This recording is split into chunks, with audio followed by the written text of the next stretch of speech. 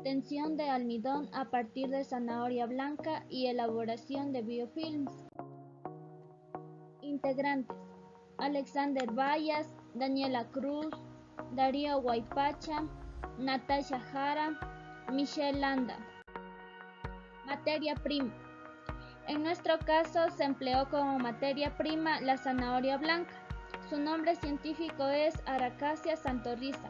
Entre sus características se encuentra el color, que es amarillo pálido, el olor débilmente perceptible, el sabor dulce, la textura interna crujiente y la textura externa suave. También tiene un peso promedio de 328.775 gramos, una longitud promedio de 148.6 milímetros y un diámetro promedio de 55.538 milímetros. Extracción de almidón. Primero se clasifica la materia prima para desechar los tubérculos que se encuentran en mal estado. Seguidamente se procede a lavar la materia prima para eliminar los restos de tierra y otras partículas que pueda contener el tubérculo. Luego se pela la materia prima y se pesa. En nuestro caso empleamos 500 gramos de zanahoria blanca. Se procede a triturar la materia prima en una licuadora. Se manejó dos tiempos a velocidades altas y bajas.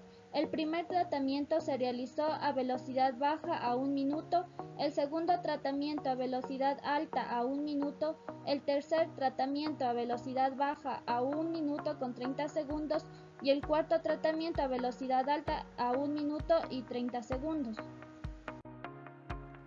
Una vez se ha triturado la materia prima, se debe filtrar.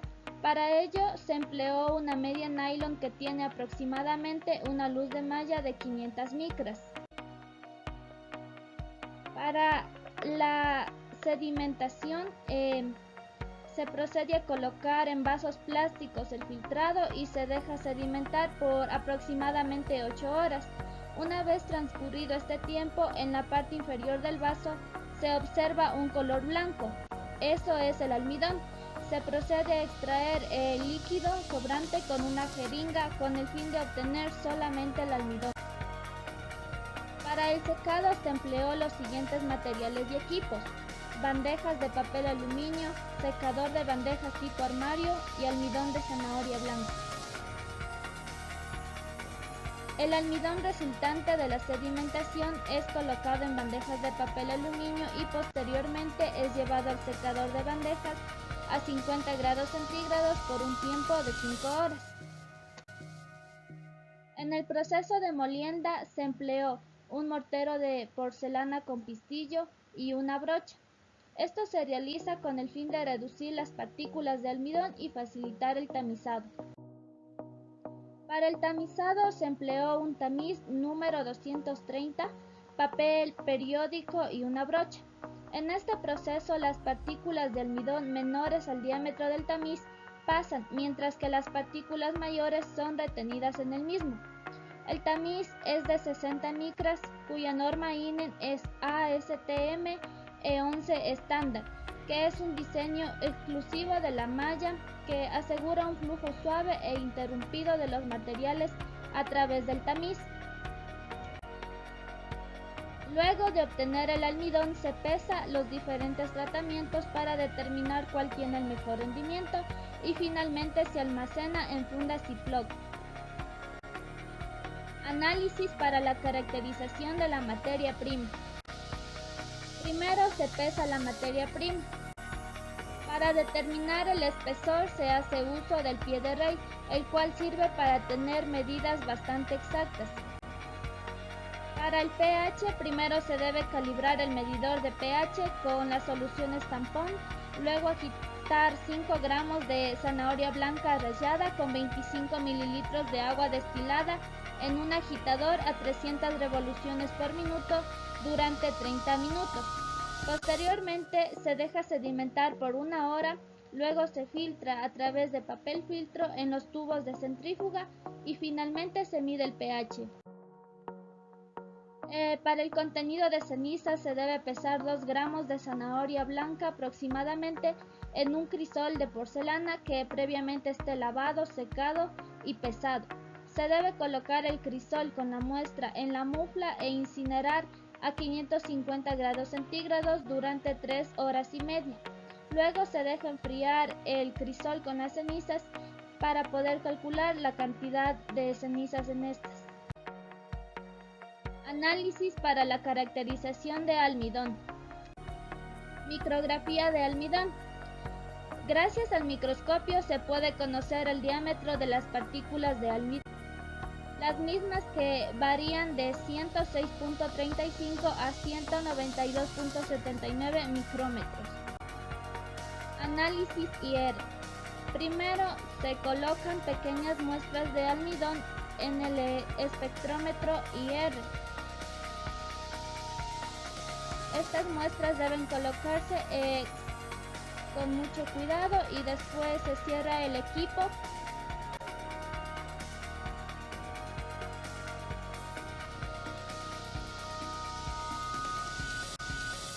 El análisis IR sirve para estudiar e identificar sustancias químicas o grupos funcionales. Esto se logra identificando los picos que se van formando.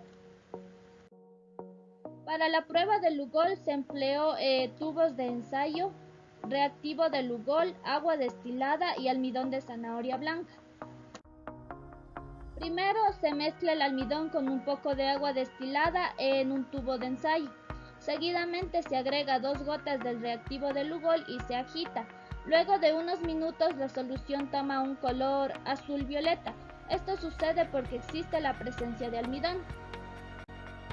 Para la solubilidad se empleó los materiales y equipos como es la balanza analítica, tubos de centrífuga plásticos de 50 mililitros, vasos de precipitado de 50 mililitros, pipeta volumétrica de 10 mililitros, la centrifugadora y como reactivos agua destilada y almidón de zanahoria blanca.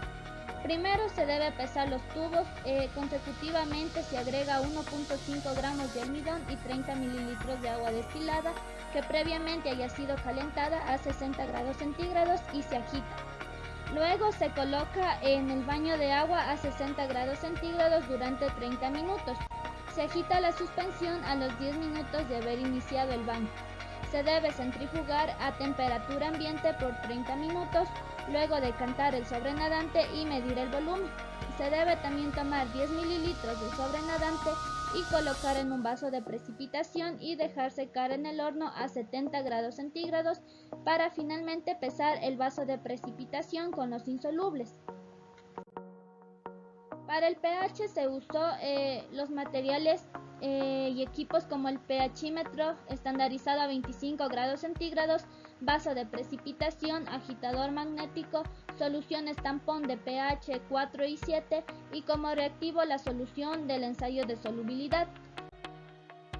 Primero se debe calibrar el medidor de pH con las soluciones tampón, luego agitar 5 gramos de almidón con 25 mililitros de agua destilada en un agitador a 300 revoluciones por minuto durante 30 minutos. Posteriormente se debe dejar sedimentar por 1 hora y luego filtrar a través de papel filtro en los tubos de centrífuga para finalmente poder medir el pH. En la temperatura de gelatinización se utilizó los materiales y equipos como la balanza analítica, vasos de precipitación de 100 y 250 mililitros, un reverbero, varilla de agitación, pinzas de acero inoxidable y como reactivos el almidón de la zanahoria blanca. Primero se debe pesar 10 gramos de almidón y agregar agua destilada y se va disolviendo hasta completar 100 mililitros. Posteriormente se debe tomar 50 mililitros de esta suspensión y colocarlo a baño María a una temperatura de 85 grados centígrados. Se debe agitar constantemente con el termómetro hasta que se forme una pasta y la temperatura permanezca estable por unos segundos. La temperatura de gelatinización se lee directamente del termómetro. Es importante tener en cuenta que la temperatura de gelatinización varía entre 57.5 a 70 grados centígrados. Para la viscosidad Brugfield se empleó los materiales y equipos como la balanza analítica, viscosímetro Brugfield, baño de agua con temperatura constante, vaso de precipitado de vidrio de 1000 mililitros y un termómetro. Como reactivo se empleó almidón de zanahoria blanca y agua destilada. Para la viscosidad se debe pesar 25 gramos de almidón en base seca, disolver en agua destilada y completar a 500 mililitros. Seguidamente se debe colocar la suspensión en un vaso de precipitación de 1000 mililitros y calentar con agitación hasta la ebullición, aproximadamente unos 15 minutos. Se deja enfriar y medir la viscosidad a 25 grados centígrados con una velocidad de 10 revoluciones por minuto.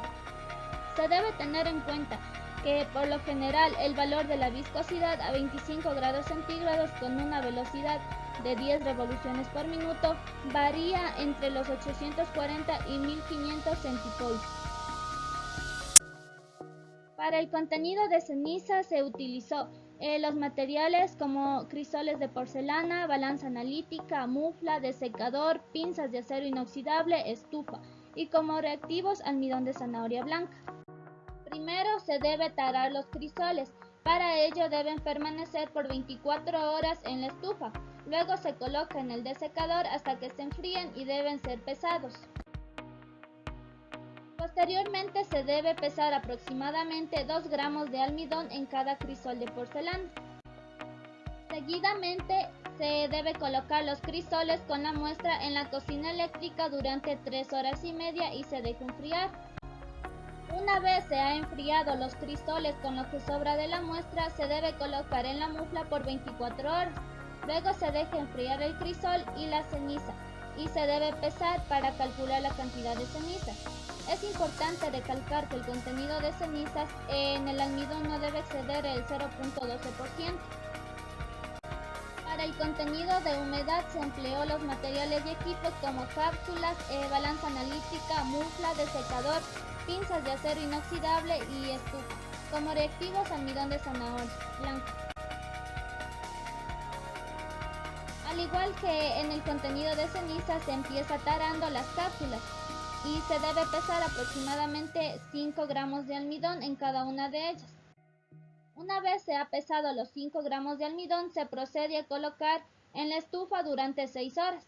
Transcurrido ese tiempo, se debe pesar los crisoles con las muestras para así determinar el contenido de humedad.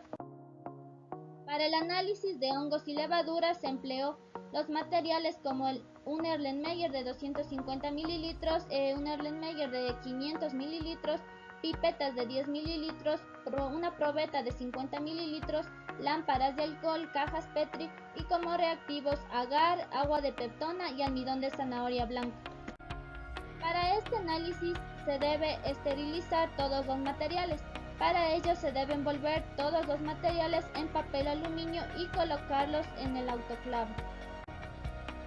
Luego se debe pesar 10 gramos de almidón directamente en un Erlenmeyer que contenga 90 mililitros de agua de peptona a simple concentración, obteniendo una dilución de 10 a la menos 1. Se debe agitar y dejar en reposo durante 10 minutos. Se debe transferir 1 mililitro de la dilución 10 a la menos 1 a un tubo con 9 mililitros de agua de peptona estéril a simple concentración, obteniendo así una dilución 10 a la menos 2. Se debe inocular 1 mililitro de cada dilución en cajas Petri debidamente identificadas y verter 15 mililitros de agar fundido y manteniéndolo a 45 grados centígrados. Se debe mezclar por rotación en forma circular de un lado hacia otro. Es importante que esto no debe transcurrir más de 20 minutos. Una vez solidificado el agar, se debe invertir las cajas Petri y envolverlas con papel aluminio e incubarlas a temperatura ambiente durante 5 días. Se debe considerar que los hongos y levaduras se desarrollan en condiciones desfavorables para el crecimiento bacteriano, como un pH bajo, alto contenido de sales y azúcares, bajo contenido de humedad y baja temperatura de almacenamiento. Estos tienen algunas características similares a las bacterias cuando contaminan los alimentos, tales como la capacidad de alteración y la producción de metabolitos tóxicos. Para coliformes se empleó los materiales que es un Erlenmeyer de 250 mililitros, tubos Pyrex pipetas de 10 mililitros, tubos Duram, una probeta de 50 mililitros, lámparas de alcohol, gradillas. Y como reactivos, agar bilis verde brillante, agua de peptona y agua destilada. Primero se debe pesar los 10 gramos de agar bilis verde brillante y se debe agregar 300 mililitros de agua destilada. Esto se debe agitar por aproximadamente 15 minutos hasta que el agar bilis verde se encuentre uniformemente mezclado. Luego se debe pipetear 10 mililitros de esta solución en los tubos Pyrex. Luego de haber pipeteado se coloca los tubos Duram en posición invertida dentro de los tubos Pyrex. Esto nos ayudará a identificar la presencia de coliformes. En la solución de peptona que se obtuvo en la prueba de hongos y levaduras se debe agregar 4 gramos de almidón y agitar hasta tener una mezcla homogénea. Luego de esta mezcla se debe pipetear 2 mililitros en los tubos Pyrex que contienen la solución de agar bilis verde brillante. Esto se realiza en presencia de lámparas de alcohol para evitar que se contaminen las soluciones. Posteriormente se tapa los tubos Pyrex y se deja reposar. Al cabo de 5 días se puede observar los resultados. Obtención de biofilms. Se realizaron 2 formulaciones, con ácido acético y con ácido fórmico. Para la formulación con ácido acético, primero se debe colocar un vaso de precipitación de 500 mililitros sobre un reverbero protegido con una malla metálica, hasta alcanzar los 60 grados centígrados.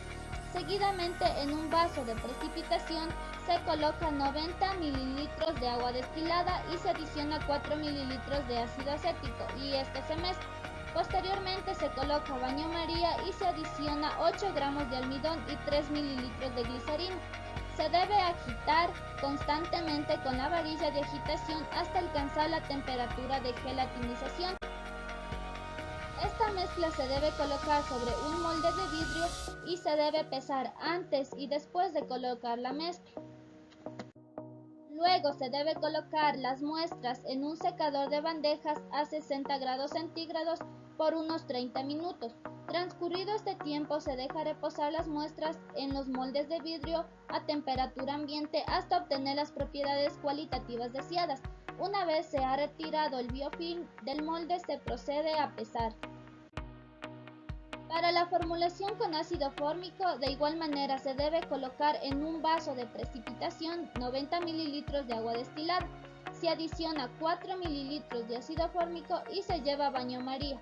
Luego se coloca 8 gramos de almidón y 2.5 mililitros de glicerina. Se debe agitar constantemente hasta alcanzar la temperatura de gelatinización. Esta mezcla se debe colocar sobre un molde de vidrio y se debe pesar antes y después de colocar la muestra. Luego se debe colocar las muestras en un secador de bandejas a 60 grados centígrados por 30 minutos. Transcurrido este tiempo se deja reposar las muestras a temperatura ambiente hasta obtener las propiedades cualitativas deseadas. Una vez se ha retirado el biofilm del molde, se procede a pesar. Análisis para la caracterización de biofilms. Con ayuda del microscopio se pueden observar las partículas que componen el biofilm. Para el análisis IR primero se colocan pequeñas láminas de biofilm en el espectrómetro. El análisis IR sirve para estudiar e identificar sustancias o grupos funcionales y debido a que para elaborar los biofilms se empleó almidón y glicerina, se va a encontrar grupos funcionales como OH, COC, CO. Entonces, para identificar estos grupos funcionales se debe interpretar los diferentes picos que nos proporciona el análisis IR. Para el espesor se empleó los materiales y equipos como es el pie de rey, láminas de biofilm y un bisturí. Se debe recortar las películas con medidas de 3 por 3 centímetros de cada una de las muestras y con la ayuda de un pie de rey se debe medir cada biopelícula. Luego se realiza el promedio de las mediciones dadas para así poder conocer el espesor. Para la humedad se utilizó los materiales y equipos como es una balanza analítica, estufa, biofilm de zanahoria blanca. La La humedad se determinó gravimétricamente, pesando las películas secadas al ambiente y posteriormente colocándolas en la estufa con circulación de aire a 105 grados centígrados durante 24 horas. Para la solubilidad se utilizó los materiales y equipos como es un vaso de precipitación, probetas, papel filtro y una balanza analítica. Las películas secas se colocaron en 80 mililitros de agua desionizada con agitación de 100 revoluciones por minuto durante 1 hora. Posteriormente se filtró y se colocó en la estufa a 40 grados centígrados hasta que esté seca, luego a 105 grados centígrados hasta que tenga un peso constante. Para la permeabilidad se usó los materiales y equipos como es un vaso de precipitación, desecador, tubos de ensayo y una balanza analítica, y como reactivos agua destilada y sílica gel. Para este análisis se empleó el método desecante, el cual utiliza sílica gel previamente activado a 200 grados centígrados por 24 horas. Posterior a ello se deben llenar los tubos de ensayo dejando un espacio libre para mezclar delicadamente el sílica gel durante cada pesado. Las películas se cortan en cuadrados de 3 centímetros por cada muestra. Luego se colocan en la boca del tubo de ensayo sellándolos herméticamente y con un pedazo de cinta scotch. También se debe colocar o guardar en una gradilla. Una vez sellados los tubos se pesan y se debe colocar en un desecador. Para las propiedades mecánicas se cortó varios moldes para los 4 tratamientos tanto de ácido acético como de ácido fórmico. Para ello se empleó la máquina universal de pruebas de tracción, que da la fuerza en Newton y ayuda a determinar la tensión y el porcentaje de elongación.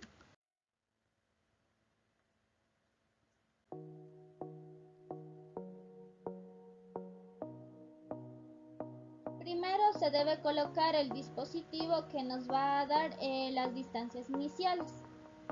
Posteriormente se procede a colocar las láminas de biofilm en el equipo.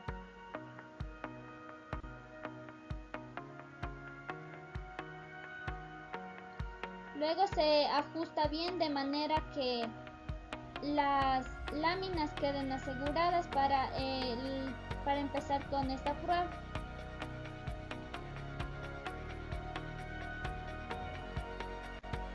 Luego se enciende el equipo y se toma notas de la distancia inicial. Es importante recalcar que las distancias vienen dadas siempre en metros.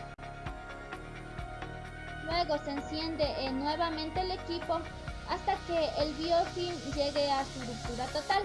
Luego se determina la fuerza que viene dada en newtons y también se obtienen las distancias finales. Para la biodegradabilidad se debe recortar biofilms de cada tratamiento en láminas de 3 por 3 centímetros. Esto se realizó tanto para el ácido fórmico como para el ácido acético. La biodegradabilidad día 0 expuesto al ambiente. Se recortó láminas de 3 por 3 centímetros para cada tratamiento y se colocó en cajas Petri, de forma que queden expuestas al ambiente. Esto se realizó tanto para el ácido acético como para el ácido fórmico. En el día 3 se puede observar que las láminas aún se encuentran en perfecto estado.